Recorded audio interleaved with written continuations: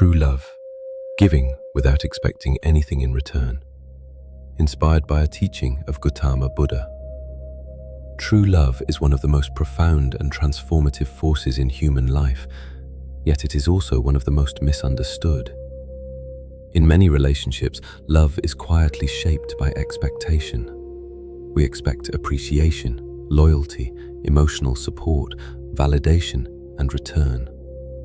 Without realizing it, we turn love into an exchange system.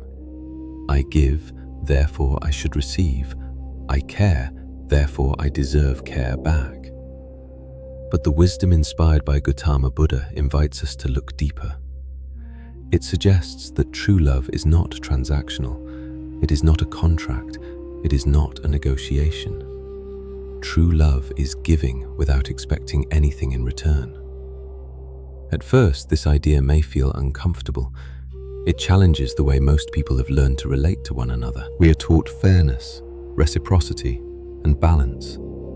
These are important in practical life, yet spiritual love operates on a different level.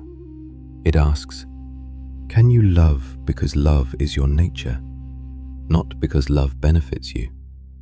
Love versus transaction. When love depends on return, it slowly becomes fragile. If we are appreciated, we feel warm. If we are ignored, we feel hurt. If we are praised, we feel valued. If we are criticized, we withdraw. Our emotional state becomes dependent on how others respond to us. This dependency creates instability. When love is tied to outcome, it becomes a silent agreement. I will give as long as I receive. And when that balance shifts, disappointment begins to grow. Resentment may follow. Slowly, the purity of love is replaced by calculation. But when we give without expectation, something changes. The act of giving becomes complete in itself. There is no unfinished emotional demand attached to it. There is no inner voice waiting for validation. Giving becomes freedom. The root of expectation. Why do we expect return? Because the ego seeks confirmation. The ego wants to feel important. It wants to be seen. It wants reassurance that its effort matters. When we help someone, a part of us may secretly hope for gratitude. When we love someone deeply, we may hope they will never disappoint us. Expectation is natural, but attachment to expectation creates suffering. The moment we tie our peace to another person's behavior, we surrender control over our inner state. If they respond well, we feel good. If they do not, we feel wounded. But when we give from wisdom, we understand something deeper. We are responsible for our intention, not for their reaction. Love without losing yourself. It is important to clarify. Giving without expectation does not mean tolerating abuse or ignoring boundaries. Wisdom and compassion must walk together. To give freely does not mean to allow harm. It means your kindness is not a strategy for manipulation. You are not giving in order to secure control, affection, or obedience. You give because generosity aligns with your character. If someone repeatedly disrespects you, you can still choose compassion while also choosing distance.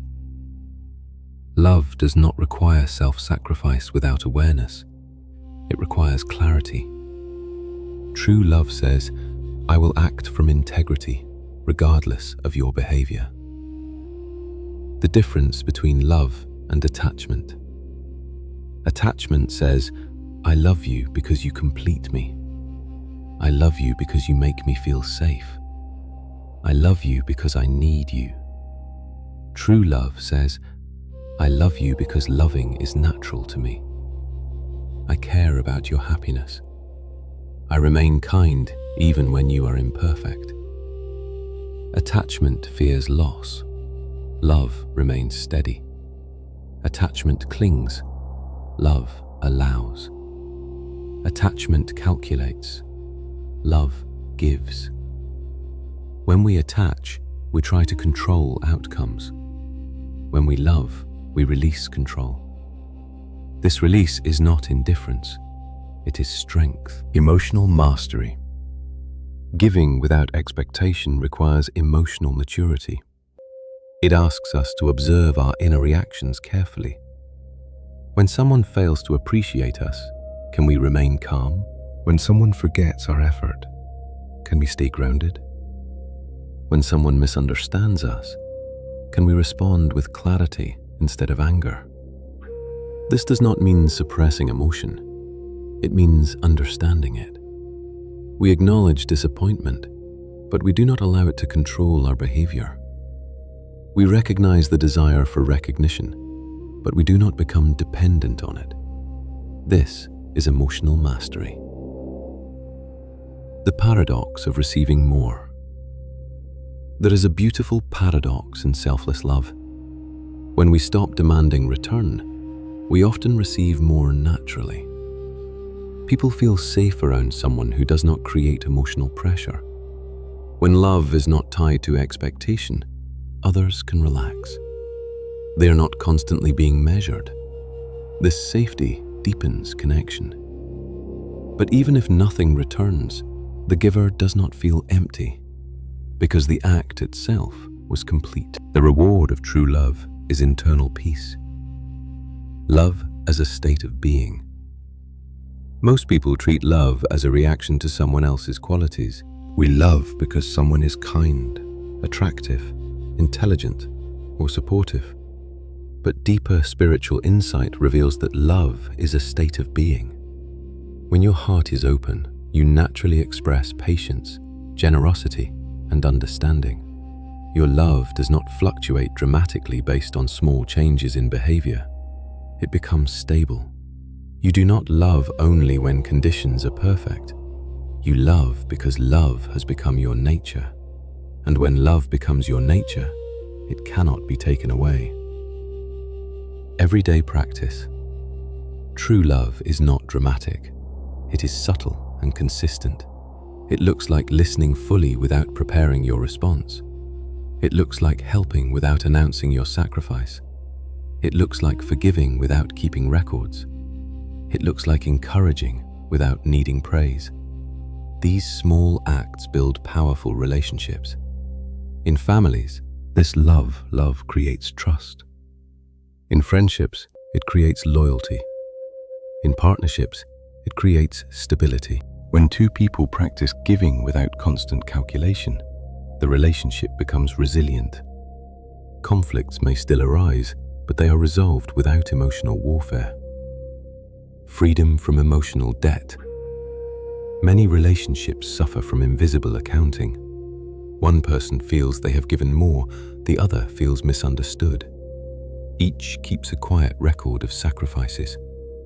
This accounting slowly poisons affection. But when you release the need to measure, your heart becomes lighter. You no longer carry emotional debt. You give because you choose to give. And when you choose freely, resentment disappears. This is freedom. Inner peace as the greatest reward. At the end of the day, the greatest return of selfless love is not admiration. It is not praise. It is not even loyalty. It is peace. When you know you acted from sincerity, you sleep peacefully. You do not replay conversations calculating fairness. You do not rehearse arguments in your mind. You do not carry bitterness. Your conscience is clear. That clarity is priceless. Love and spiritual growth. Giving without expectation also transforms your spiritual path. Each time you release attachment to outcome, you weaken the ego's grip. You begin to understand impermanence. You accept human imperfection. You become less reactive and more compassionate. Over time, love becomes less about possession and more about presence. You are present with others, not controlling them. You care, but you do not cling. You give, but you do not demand. This is liberation.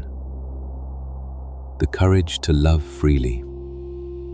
To love without expectation requires courage. It requires trust in your own worth. You must believe that your value does not depend on external validation. You must be willing to give even when acknowledgement is uncertain. But in doing so, you gain something far greater: independence from emotional fluctuation. You no longer rise and fall based on approval. You remain steady, and steadiness is power. The final insight. Ultimately, giving without expecting anything in return is not about others. It is about who you become. You become calmer. You become wiser. You become freer.